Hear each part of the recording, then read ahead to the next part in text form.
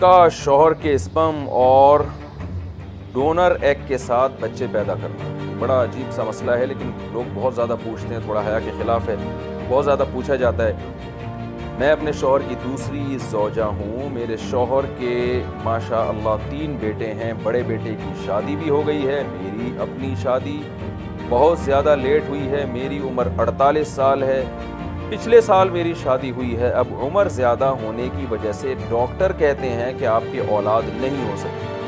Test tube baby کے لیے بھی کوشش کر رہی ہوں، لیکن وہاں بھی میرے اپنے ایگ کے ساتھ چانس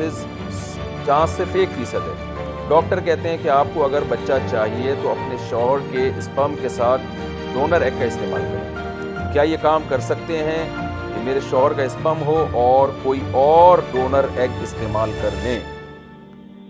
کیونکہ بچے کے بغیر مجھے اپنی زندگی کا کوئی مقصد سمجھ نہیں آتا۔ UK سے کسی خاتون نے پوچھا ہے، یہ ان کا نام میں جان کر نہیں لے رہا۔ دیکھیں، یہ عمل بالکل حرام ہے۔ ٹیسٹ ٹیوب بیبی کے ذریعے تو اولاد پیدا کی جا سکتی ہے، لیکن اس اطمینان کے ساتھ کہ اسپرم شوہر کے ہوں اور ایگ اس عورت کا ہو جس کے رحم میں اس بچے کی پھر آگے گروتھ ہوگی۔ لیکن ایگ کسی اور خاتون کا ہو، رحم پیٹ کسی اور کا ہو، یہ بالکل حرام اور ناجائز ہے، کیونکہ جیسے باپ کے نسب کی حفاظت ضروری ہے، ماں کے نسب کی حفاظت بھی اسلام میں بالکل اسی طرح ضروری ہے۔ تو شدید مجبوری میں ٹیسٹ ٹیوب بیبی کا سہارا لیا جا سکتا ہے،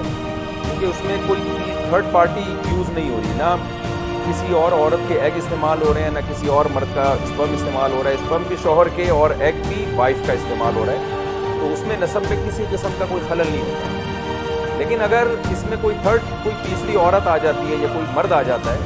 تو مرد کے آنے سے تو ظاہر ہے باپ ہی چینج ہو جائے گا، تو بالکل ہی حرام ہے۔ اور دوسری عورت کے آنے سے یہ ہوگا کہ ایگ جب کسی اور خاتون کے ہوں گے اور وہ پھر بعد میں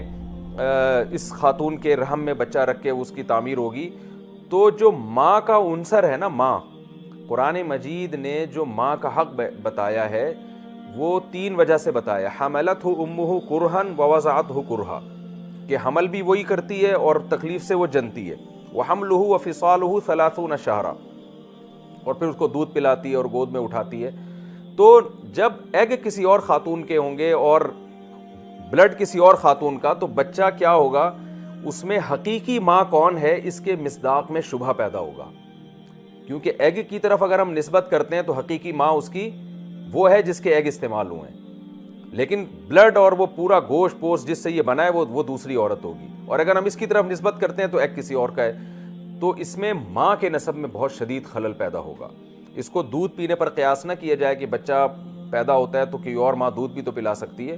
تو دودھ تو جب ہوتا ہے جب بچے کی پوری جو تعمیر مکمل ہو چکی ہوتی ہے، جبکہ یہاں بچے کی جو ابھی بن رہا ہے ماں کے پیٹ میں، اسی میں خلل واقع ہو رہا ہے کہ یہ ہے کس کا۔ تو اس لیے اس پر جو سنجیدہ علماء جتنے بھی ہیں، عرب ہوں یا عجم ہوں، سب کا متفق علیہ فتویٰ یہی ہے کہ یہ عمل بہرحال حرام ہے۔ تو آپ کی ایج اگر زیادہ ہو گئی ہے تو بس آپ اللہ سے دعا مانگیں، اور یہ نہیں ہو سکتا کہ کسی اور خاتون کے ایگ اس میں استعمال کیے جائیں، جس کو ڈونر ایگ کہا جاتا ہے، وہ جائز نہیں آپ کے لیے۔ اور میں بھی دعا کرتا ہوں اللہ آپ کو نیک صالح اولاد عطا فرمائے، اور جب تک نہیں ملتی آپ صبر کریں، اور جن عورتوں کو اللہ نے اولاد نہیں دی ہے تو صبر کریں کہ ہر مصیبت پہ قیامت کے دن اللہ نے اجر رکھا ہے، تو عین ممکن ہے اللہ اس کا نعم البدل آپ کو قیامت کے دن عطا فرمائے، اور یہ سوچ کے صبر کیا کریں